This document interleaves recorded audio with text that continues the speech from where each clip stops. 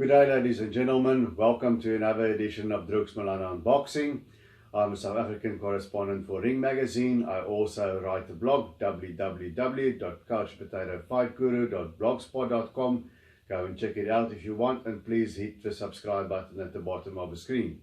Now, today we're talking about a big showdown in Las Vegas at the MGM Grand.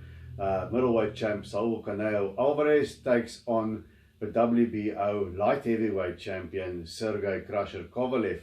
And what I think is a very intriguing matchup, although there is a vocal section of boxing fandom that is pouring water all over the fight.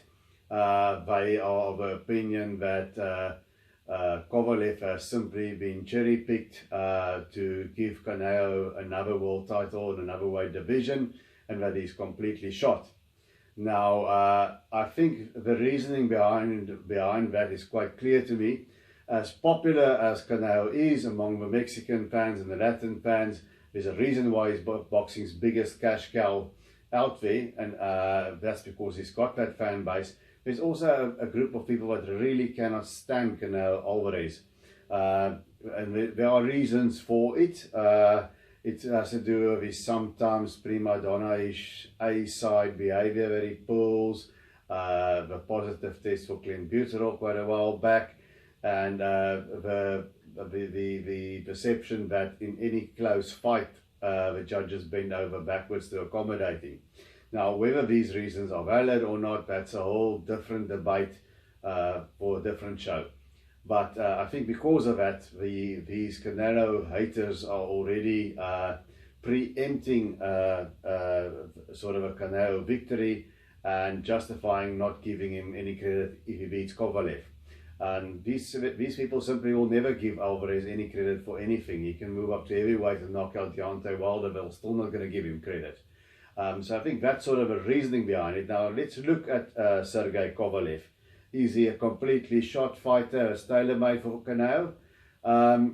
Exhibit A for these guys started already when his first title reign ended. He had a very impressive run with wins over Nathan Cleverly, Jean-Pascal twice, Bernard Hopkins. And then his first title reign came to an end at the hands of Andre Ward. Now, the first fight was very, very close, 1 point on all the cards. And many people felt that Kovalev did enough to win that. But in the second fight, he got stopped in 8 rounds. Got hurt by a right, a succession of body punches stopped him, and there the people, that was the exhibit A, they started saying, okay, Kovalev is a bully, he's a front runner, he cannot pull a fight out of a fire if it's not going his way, and he will fall apart and he can't take body punches. But what they forget, there's also more than one blatant low blow mixed into those body punches that stopped him. So there's an asterisk towards that. So Kovalev picked himself up, regained the vacant WBO title, but 2 fights later he lost it again when he was ahead on points, but he got starched with the right hand by a later Alvarez, and he couldn't recover from that. He got stopped in that fight. And then they said, okay, Kovalev is done, it's over. But he moved to new trainer Buddy McGirt, and it's a combination that seemed to have gelled. If you look at his last 2 fights, he comprehensively outboxed a later Alvarez in a rematch. It's not easy to reverse a knockout loss, he did that. And in his last fight in Russia, he survived a very, very wobbly 8th round after being badly hurt by unbeaten, but okay, untested Anthony Yarde, and then came back to stop Yarde in the 11th round. So these 2 fights show a couple of things.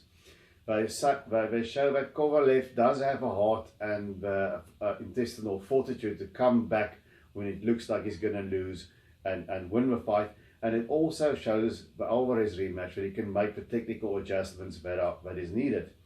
And now, also keep in mind, Sergey Kovalev is a light heavyweight, and among his 34 wins, there's 29 knockouts. So he can punch, and he also has one of the best jabs in boxing today. So that gives us 2 questions. Will Canelo be able to take the power of Kovalev? So far, he has shown a great chin. You know, Gennady Golovkin couldn't budge him. Daniel Jacobs couldn't. But these guys were all middleweights. Now, okay, he has stepped up to super middleweight against Rocky Fielding and Julio Cesar Chavez Jr. But these are light heavyweights, and Kovalev has been knocking out world-class light heavyweights. So can Canelo take Kovalev's power? We'll have to see that one. And then what is he going to do to get past the Kovalev jab? Because we know Kovalev, he is a guy that likes to box from the outside. He's going to have a height and reach advantages. He's going to use that jab. He likes to keep his opponents there, and then he sort of picks them apart with right hands to the body and to the top, and a sort of a left hook off a jab that he uses to move you into that right hand as well. So Kovalev needs to control the range. For him, it will be crucial that his jab must work, and he must be able to keep Canelo on the outside.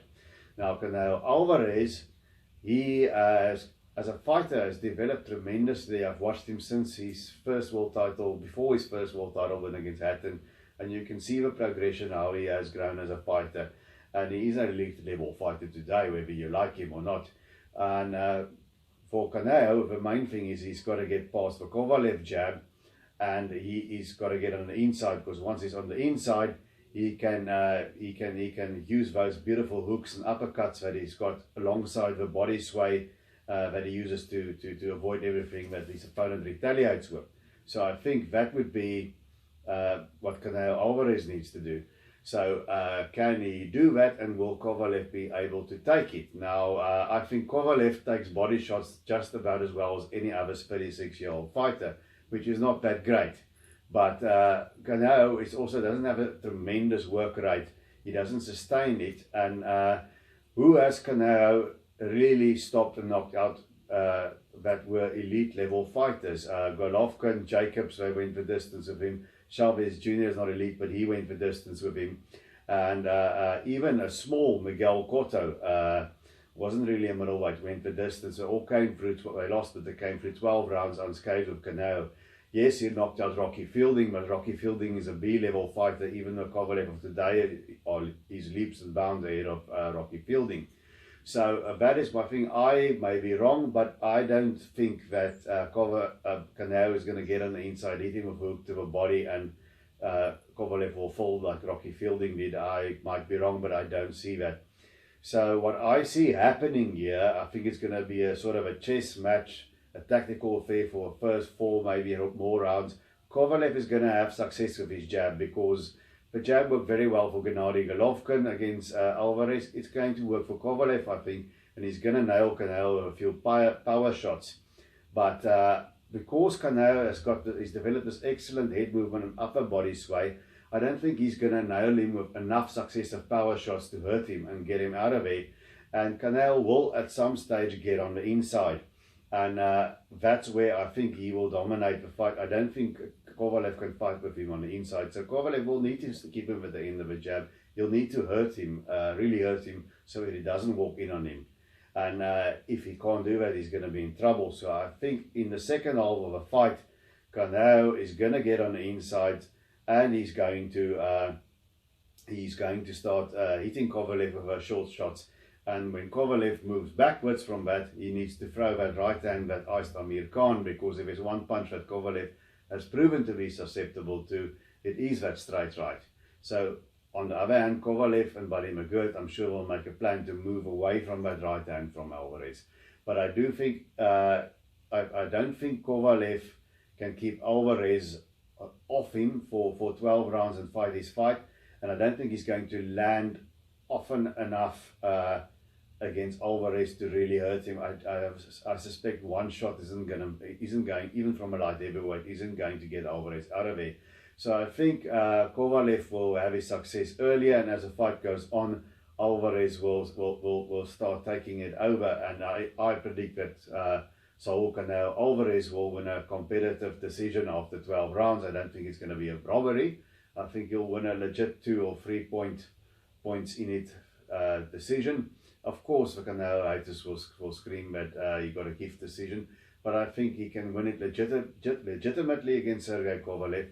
Although the crusher, Kovalev, is a very live underdog, I won't be shocked at all if he can hurt Canelo and upset the apple cart.